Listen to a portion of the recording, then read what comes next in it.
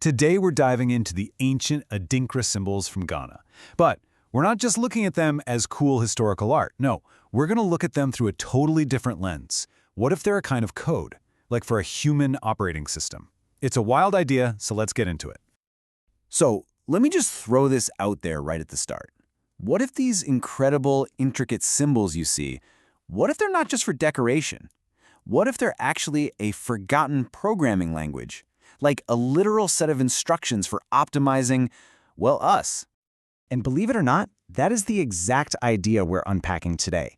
There's a really compelling source out there that proposes these symbols are exactly that, specific subroutines, like little bits of code, for what it calls a bioenergetic operating system for humans. I know, it's a huge claim, right? So let's break down what that could possibly mean. All right, so here's how we're going to tackle this. First, we'll look at this whole idea of ancient symbols as modern code. Then, we got to define this bioenergetic operating system.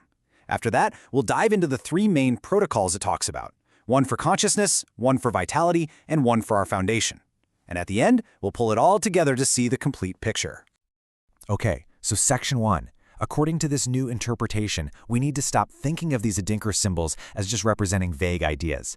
Instead, think of them as super specific protocols and modifiers. They're like detailed instructions for how to handle, well, life. All right, so if these symbols are subroutines, what system are they running on? Well, the source calls it a bioenergetic operating system, and this system has three main outputs that supposedly govern everything about us. And here are the big three: Jing, Qi, and Shen. Now, these terms come from Eastern philosophy, but in this model, they're the three pillars of our internal system. The easiest way to think about it is with a computer analogy. Jing is your foundation. It's like your body's hardware. Qi is your vitality. That's the electricity, the power running through it all. And Shen is your consciousness. It's the software, the master program that tells everything else what to do. And get this, every single Adrinkra symbol in this view is designed to manage one of these three things. All right, let's start at the very top of the command chain with Shen. These are the protocols that are all about our consciousness, our perception, our will. You could basically call them the executive functions of your own personal operating system. So yeah, the Shen protocols are pretty much in charge of directing the whole show. They're the ones responsible for, say, loading new information, new software into your brain, or setting your overall energy level for the day, or making those big conscious choices. It's the master controller, plain and simple. And this is where it gets really interesting, because the theory gets super specific. Take the symbol for knowledge, Nia Anam Nosua. In this system, it's not just a nice idea, it's a direct command. Actively seek out new info to update your command code. Or how about Awya, the sun symbol? That's an instruction to aim for an optimal high-energy state. And Wawa Aba, the seed of the Wawa tree, it becomes a directive. Maintain your command structure even when you're under a heavy load. See? They're like little bits of code. Okay, so that was Shen, the executive function. Now let's move down a layer to Qi. This is all about our vitality. If Shen is the CEO in the command center, then Qi is the actual power grid that keeps the lights on for the whole operation. And these protocols, they're all about managing that energy. So, what do the Qi protocols do? Well, think of them like quality control filters and energy regulators for your personal system. Their whole job is to manage the flow of your life force, making sure it's pure, that you're not wasting it, and that it's going exactly where it needs to go. It's all about efficiency, really. High-quality energy management. And again, let's look at some examples. Adrinkra, the symbol for greatness, is translated here as a filter for high-purity energy. So cool. And you've probably seen the two conjoined crocodiles, right? Funtin Funafu Denkian Funafu? In this system, that becomes a protocol for making sure your energetic relationships are mutually beneficial.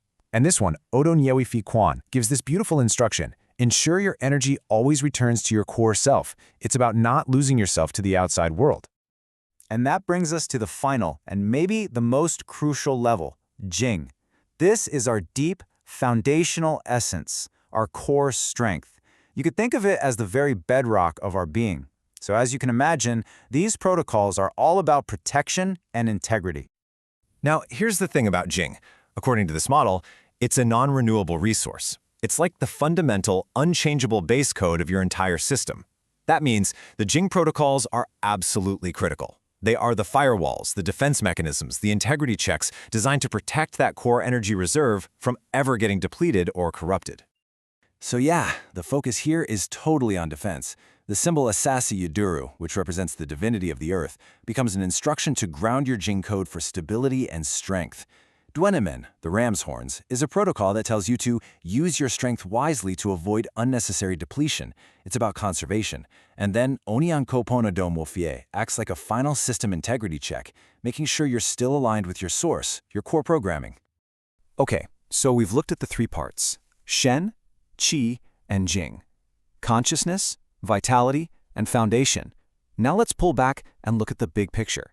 How does this all come together to form a complete Adinkra code? This quote from the source material really puts the scale of this idea into perspective. It's proposing that the entire set of Adinkra symbols, all of them, provides thousands of lines of code. Not just a handful of ideas, but a truly comprehensive and detailed programming language for managing every single little nuance of our inner world. And really, that's the bottom line here. In this way of looking at it, each symbol stops being just a metaphor and becomes a functional, actionable command. It's a specific instruction for managing your consciousness, for regulating your vitality, and for protecting your core foundation. It takes this ancient system and reframes it as an incredibly practical tool for living. So, we'll leave you with this final thought to chew on. If there's even a little bit of truth to this idea, that these symbols could actually be a type of code for the human system, well, that just opens up a massive, fascinating question, doesn't it? What other ancient languages, what other symbols from cultures all around the world might just be sitting there, waiting for us to finally decode them?